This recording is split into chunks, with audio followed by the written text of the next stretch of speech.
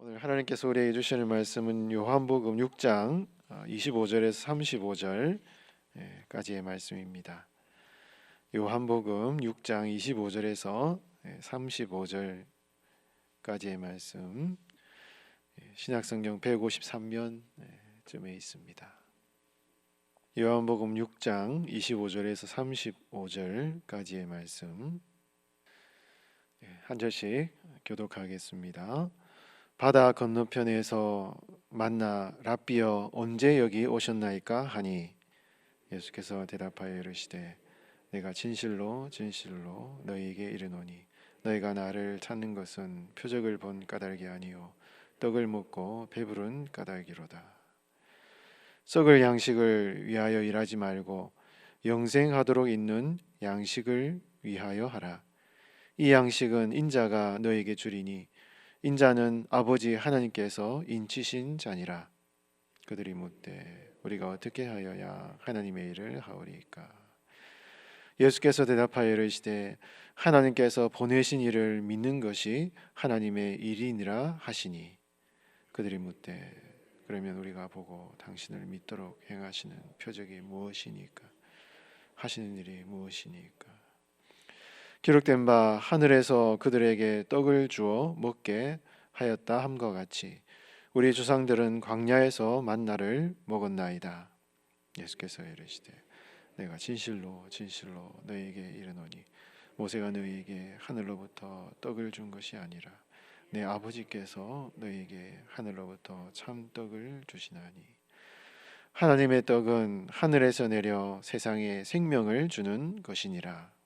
그들이 이르되 주여 이 떡을 항상 우리에게 주소서. 함께 봉독합니다. 예수께서 이르시되 나는 생명의 떡이니 내게 오는 자는 결코 줄이지 아니할 터이요 나를 믿는 자는 영원히 목마르지 아니하리라. 아멘. 우리 하나님께서는 예수님을 믿는 자에게 영생의 약속을 주셨습니다. 영생이 무엇입니까? 영원한 생명을 누린다, 그런 말씀이죠. 여러분, 생명이란 이 단어는 굉장히 많은 의미들을 포함하고 있습니다.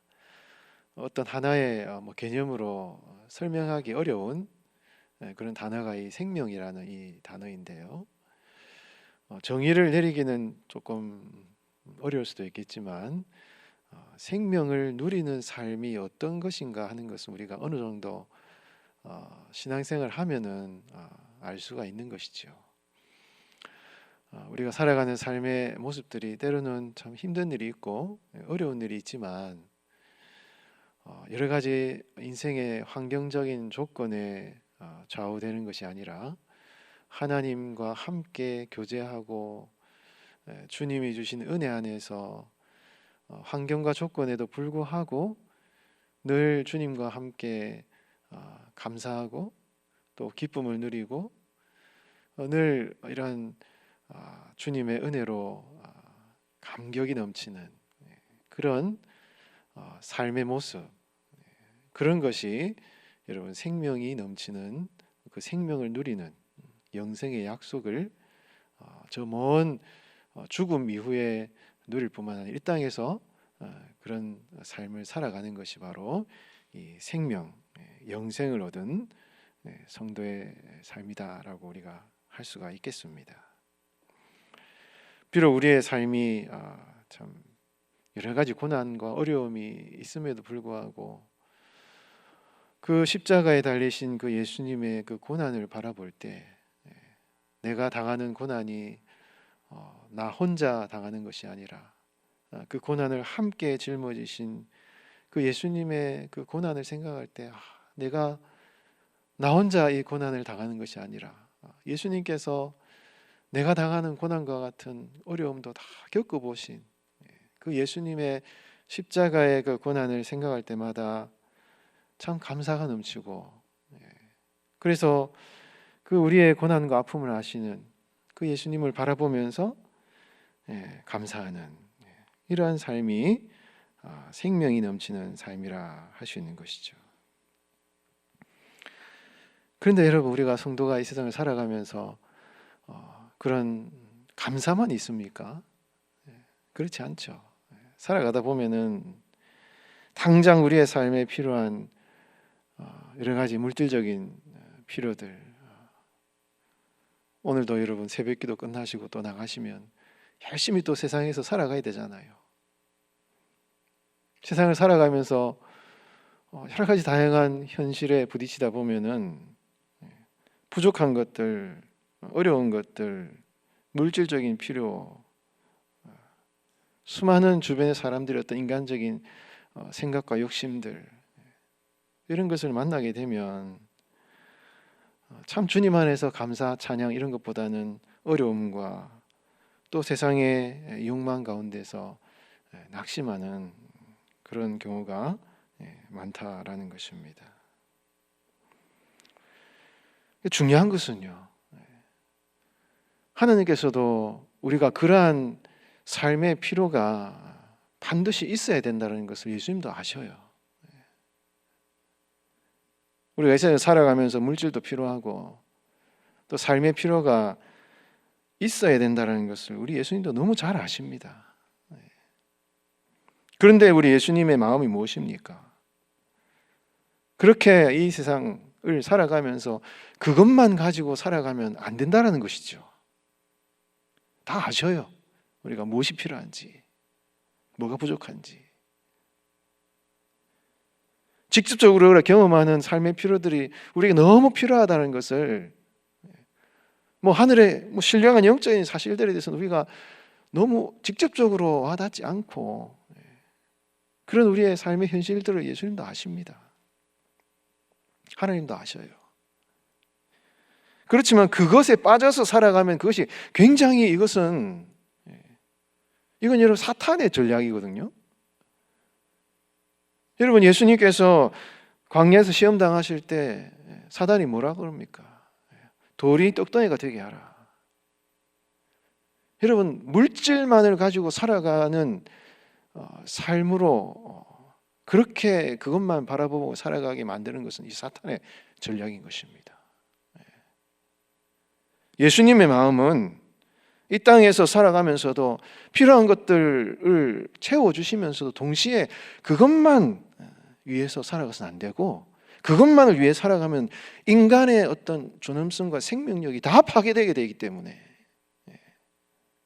인간성이 완전히 말살되고 사탄이 그것을 원하는 것이기 때문에 그것을 함몰되어서 살아가는 것이 아니라 그와 함께 살아가지만, 이 물질적인 이 세상 가운데 살아가지만 또 신령한 영적인 것을 바라볼 때 우리가 이 땅에서 사탄의 이 공격과 전략에 말려들지 않고 참된 인간으로서의 생명의 가치를 깨닫고 살아갈 수 있다라는 것을 우리 예수님께서는 계속 말씀하시기를 원하셨다는 것이죠. 여러분 예수님께서 이 갈릴리 바다 근처에 가셔서 산에 올라가셔서, 아마 이 팔복산 산에 올라가셔서 사람들을 이렇게 가르치셨는데, 오늘 읽지 않았지만 6장 1절에서 4절 말씀에 보면은 큰 무리가 예수님을 따라왔습니다. 산에 오르셔서 제자들과 함께 앉으셨습니다. 유월절이 가까운 시간이었어요. 여러분, 이 오병이어 사건과 이 바다 위로 걸으신 이 사건이 이 마태마가 요한복음 공통적으로 나오는데, 굉장히 이 사건들은요, 그 성경의 기록 자체가 그렇습니다. 이스라엘 백성들이 출애굽을 하고 광야의 길을 걸어간 그 사건들과 굉장히 이 성경의 기록자가 아주 유사한 표현들을 많이 해요. 광야에서 만나와 메추라기를 내려주신 하나님의 그 광야의 훈련, 굉장히 유사합니다. 예수님께서 이 사람들이 예수님 주위로 온 것을 보고 빌립에게 물으셨습니다.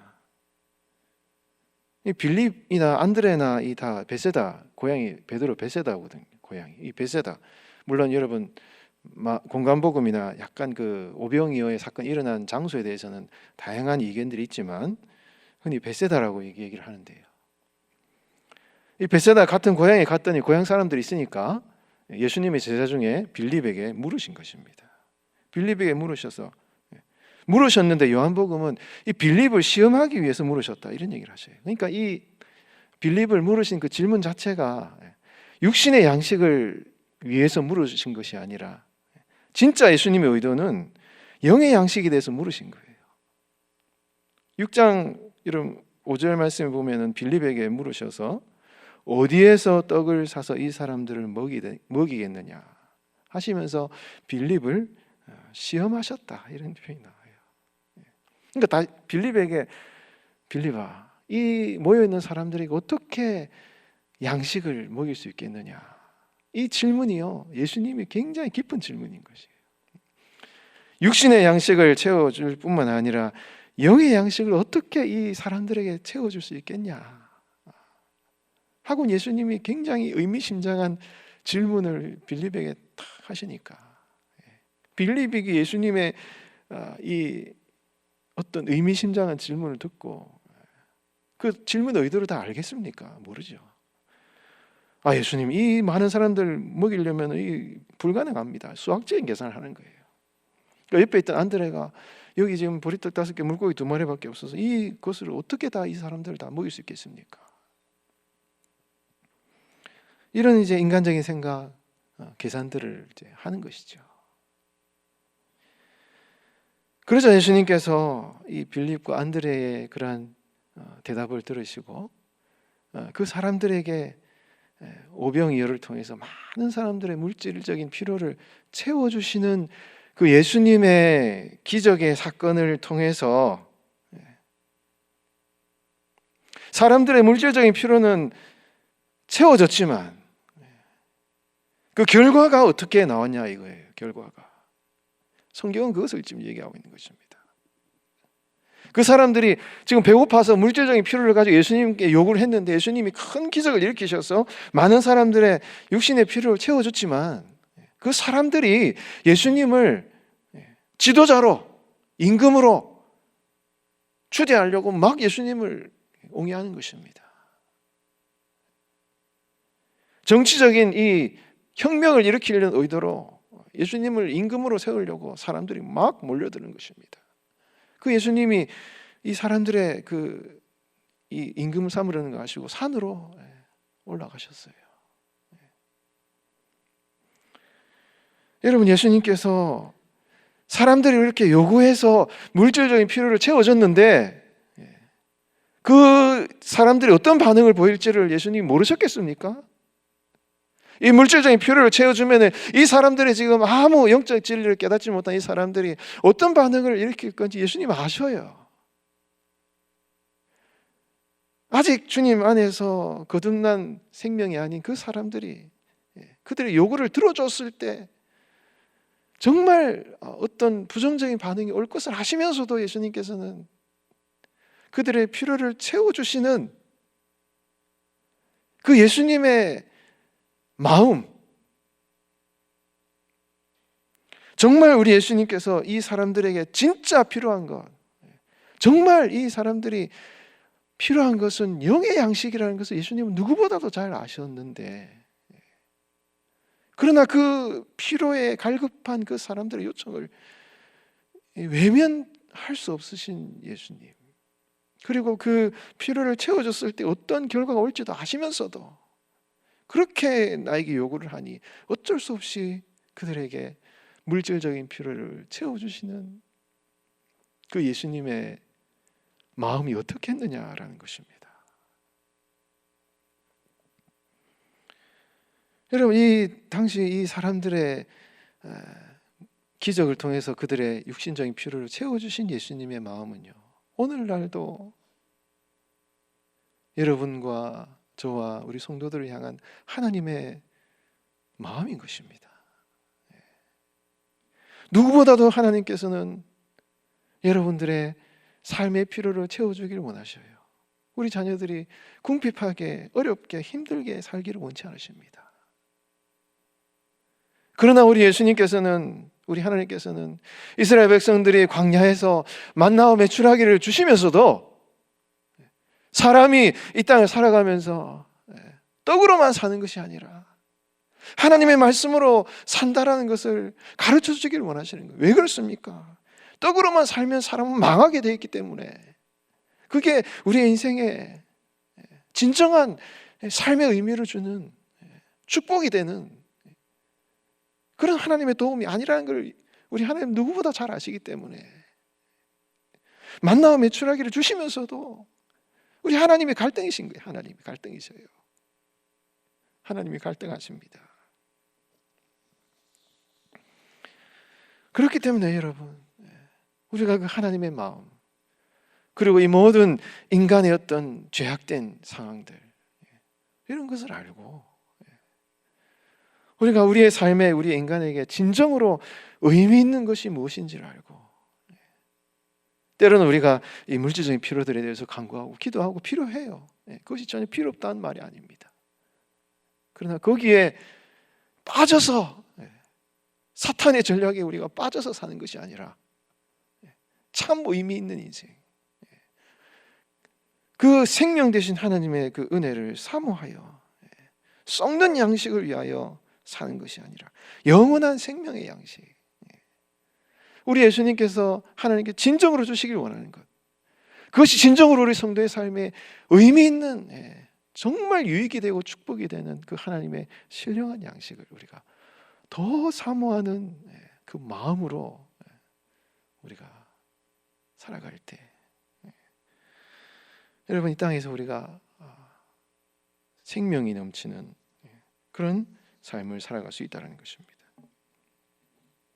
여러분, 때로는 우리의 필요를 간구하는 그런 기도를 하시기도 하시지만, 여러분, 더 신령한 하나님의 은혜, 내 삶의 진정한 축복이 되는 그 은혜들을 사모하고 기대하는, 기도하는 여러분들의 삶이 되시길 바랍니다. 예수님께서 바다를 걸으셔서 제자들에게 오셨는데, 이게 굉장히 출애굽, 여러분, 홍해를 건넌 사건과 굉장히 유사한 거예요. 홍해를 건너서 제자들을 찾아오셨는데, 여러분, 오병이어의 기적을 행하셨는데 그 사람들의 반응이 어떻습니까? 사람들이, 예수님께서 오늘 본문에서 예수님이 내가 생명의 떡이다, 이런 얘기를 하니까 사람들이 수근수근 되는 거예요. 자기가 무슨 생명의 떡이냐, 말도 안 되는 얘기다, 무슨 이상한 얘기를 하고 있나, 이해를 못하는 거예요. 여러분, 여기서 성경에 보면 수근수근 됐다 이런 표현이 나오는데, 이게 여러분 민수기에 보면은 이스라엘 백성 정탐꾼을 보내고 돌아왔는데 부정적인 얘기를 하니까 이 백성들이 막 모세와 하나님을 불평 원망했다 그러는데, 이 히브리 원문의 헬라어 번역 성경에 보면은 불평 원망했다는 그 말이 같은 단어예요. 이스라엘 백성들이 정탐꾼을 얘기를 듣고 막 불평 원망했는데, 그 불평 원망이 동일하게 오늘 본문에도 이 생명의 양식을, 이 예수님이 생명의 양식이 그러니까 저녁을 이해하지 못하고 먹는 육신의 양식을 먹고는 배부르면서도 예수님 앞에서 그 말씀을 듣고는 이해를 못하고는 수근수근 되면서 무슨 얘기를 하고 있나. 여러분, 성경이 지금 굉장히 지금 출애굽 사건하고 유사한 내용들을 하고 있다 이거예요. 분명히 예수님께서는 육의 양식을 채워주셨는데 사람들의 그 반응이 어떠냐 이것입니다. 만족합니까 여러분? 감사합니다, 만족합니다, 주님 감사합니다, 이런 반응을 보이지 않아요. 그 떡을 먹고 고기를 먹은 사람들의 반응이 예수님을 향해서 불평 원망 수군거리며 믿지 않습니다. 그들의 반응은 아주 부정적인 반응을 보여요. 성경이 이것을 가르쳐주고 있는 것입니다. 육신의 필요를 채워줬을 때 사람들의 반응이 어떤가, 결과가 어떤가, 이것을 성경이 우리에게 말씀하고 있고, 이 사람들의 이 반응을 아시는 예수님께서 계속해서, 예수님께서는 오병의 기적 이후에 내가 생명의 떡이다, 나를 믿어라, 진정한 삶의 생명의 능력은 바로 나를 믿는 것에 있는 것이기 때문에 육신의 양식에 그것은 결코 너에게 진정한 감사를 줄 수 없기 때문에 그 영의 양식을 사모하고 신령한 하늘의 양식을 사모하라, 이렇게 말씀을 하고 있는 것입니다. 여러분, 오늘도 하루를 살아가시면서 여러분들의 육신적인 삶의 필요가 있습니다. 근데 그것이 나에게 만족되었을 때 그것이 참 나에게 생명을 주는 그런 조건은 아니라는 것을 우리가 기억해야 돼요. 마치 그거는 여러분 채워질 수 없는 이 바닷물을 마시는 그 갈증은 계속 생기는 것입니다. 갈증을 일으키는 물이에요. 그러나 여러분, 우리 예수님 우리의 삶에 진정으로 주시기를 원하시는 것, 우리의 체질을 아시고 우리가 얼마나 죄악된, 우리가 잘못 연약한 존재인지를 아시는 예수님께서 참 만족은 바로 예수님이 주시기를 원하시는 그 생명수와 같은 은혜에 있다는 것을 우리가 기억하고, 우리의 필요들에 대해서 우리가 때로는 우리가 요구하고 기도하고 간구하지만 참 생명의 은혜는 바로 그런 영적인 신령한 은혜에 있다는 것을 우리가 꼭 기억하고, 이 시간 그 은혜를 사모하시는 오늘 하루의 삶이 되시고 이 기도하는 이 시간 되시기를 예수님의 이름으로 축원드리겠습니다.